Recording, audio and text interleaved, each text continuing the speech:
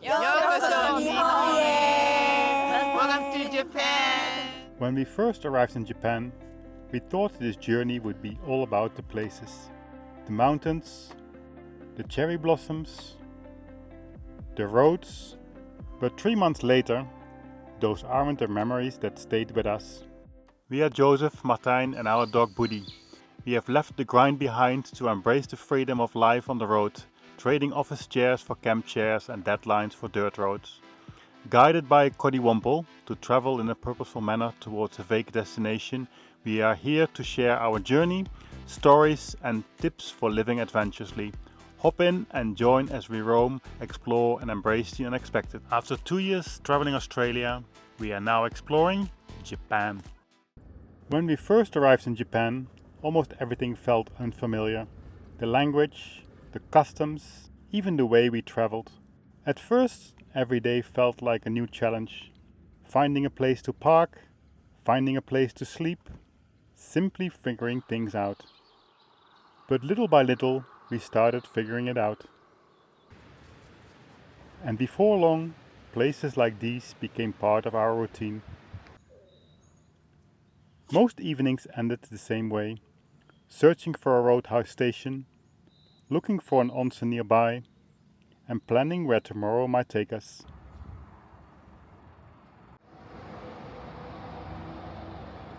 The mornings became familiar too. Not because they were always the same, but because they settled into a rhythm.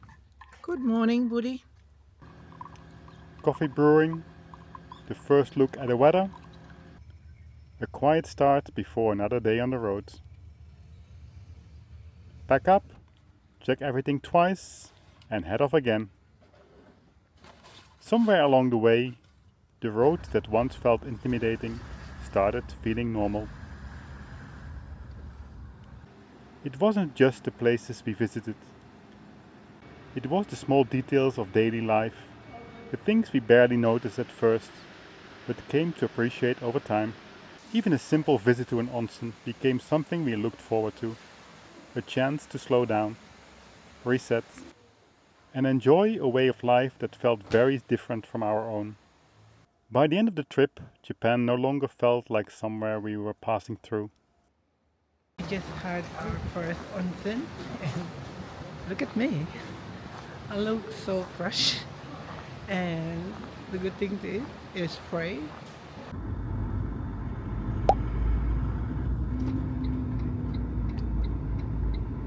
Quite bizarre because before we came to Japan, we are looking out for a group of people that they like camping and with the dog. Initially, we spoke to Taki.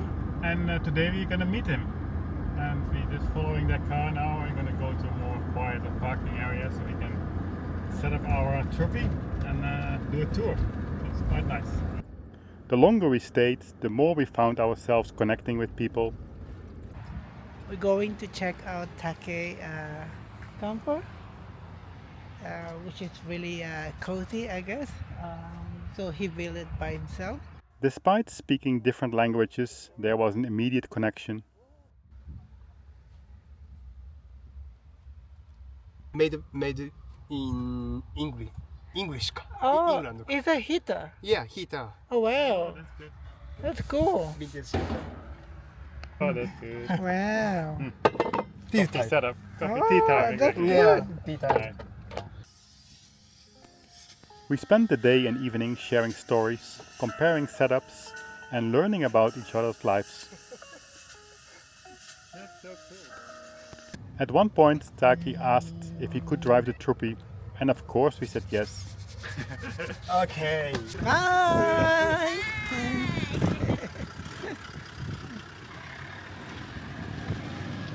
Luckily we did not leave the dog. Somebody drive our car. We won't do this in Russia. Yeah, wait. Somebody is driving our car there. Look. Yet somehow, those are the memories that stayed with us for a long time. Because by then, it no longer felt like meeting strangers. It felt like spending time with friends.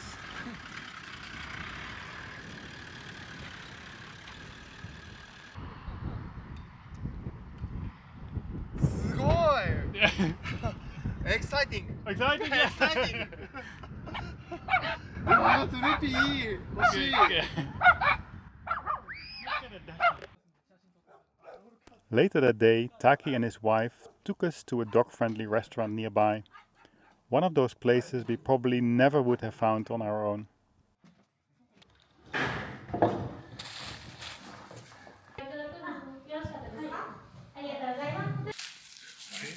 You know this English saying that your eyes are bigger than your stomach? Yeah. He has big eyes, right? よければハーフ It was such a good evening.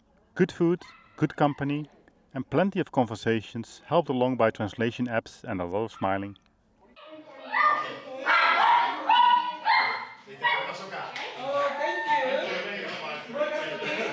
Here at Fukuoka, and our friend Iwi, a local that we met during overlanding here in Japan, is bringing us here at the local Fukuokan restaurant. Dinner. Yeah, so Woody will gonna be in a car, and then yeah, so Let's do it. let's go. 私の名前は岩井優斗です。出身地は今お二人が来ている福岡県になります。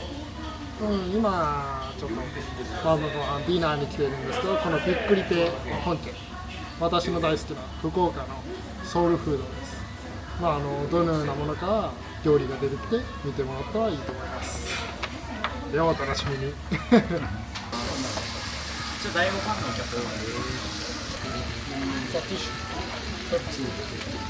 Our food are coming now, and they smell so good.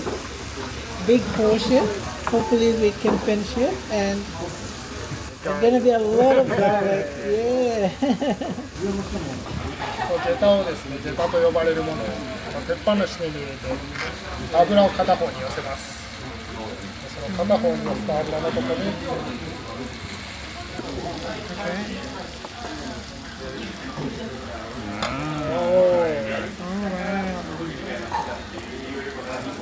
Very nice. Garlic and spice. Very different from. Throughout Japan, we found ourselves collecting far more photos of people than we ever expected.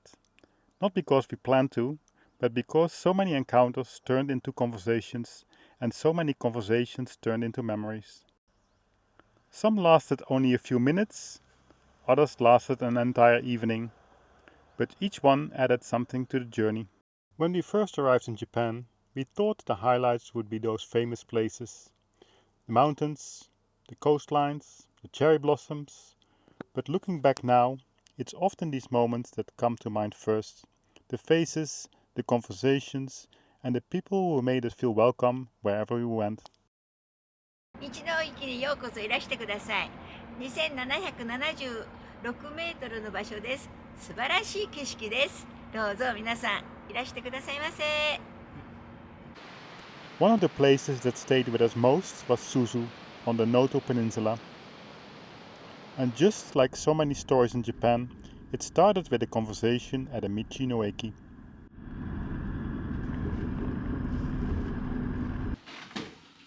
We met a couple who were volunteering in the area and helping to dismantle houses damaged by the earthquakes. Recovering materials, sorting what could be reused, and helping prepare the community for the next stage of rebuilding. Curious to learn more, we spent the day with them, and before we knew it, we found ourselves surrounded by a group of creative and passionate people, all working towards the same goal. One friend was making pottery for local schools, helping create spaces where children could learn and gather again. Others were involved in rebuilding community buildings and creating new places for people to come together. What struck us most wasn't any single project. It was how many people had chosen to contribute in their own way, using their skills, their creativity, and their time to help rebuild the community they cared about.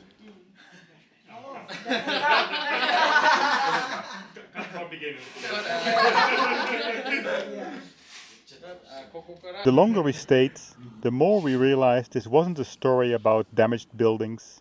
This was a story about people choosing to rebuild, people showing up for each other, people creating something positive after hardship, and people quietly helping the community move forward. もういいのか喋っていいのか石川県珠洲市の能登半島の先っぽにある、NPO 法人学装の加瀬と申します。ポールと申します。今この、今建てられている家なんですけども、地震で被災した仲間の家の梁を使って再利用して柱にしたりとかして今建てられております。でここで何やるかと言いますと、手前は飲食店だったりとかで、もともと NPO 法人の学装では子どもの教育とかもやっていますので、そういった形で、復興の灯火になるように活動していきます。以上です。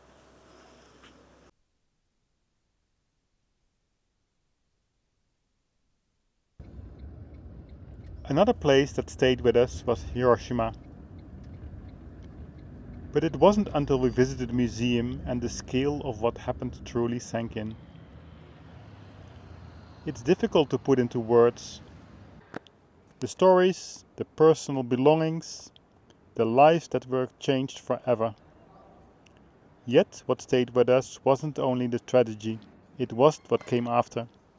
Today Hiroshima is a vibrant and welcoming city, a place filled with life, community and hope. Standing there, it was hard not to reflect on the resilience of the people who rebuilt it and the generations that followed. In Noto, we had seen communities rebuilding after disaster in real time. In Hiroshima, we saw what can happen many decades later.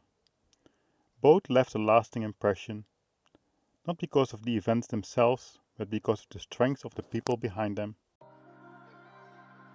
That's not to say we won't remember the places, because Japan gave us plenty of those too. The cherry blossoms of spring, the last traces of winter, quiet stretches of coastline,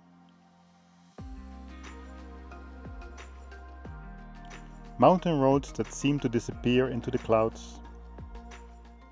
Over 3 months we watched the country slowly change around us, one season giving way to the next, and every region revealing something different. The landscapes were beautiful, the roads were unforgettable, and the places gave us countless reasons to keep exploring.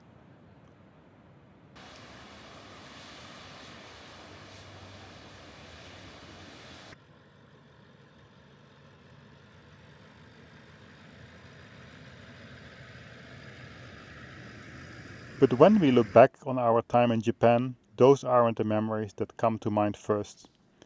Instead, we remember the conversations, the invitations, the kindness, the communities, and the feeling of being welcomed wherever we went.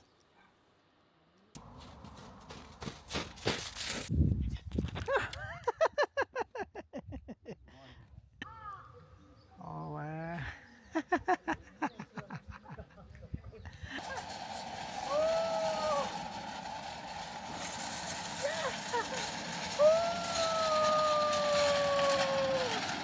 Oh shit. Okay, we're gonna take a selfie, yeah? 1, 2, 3.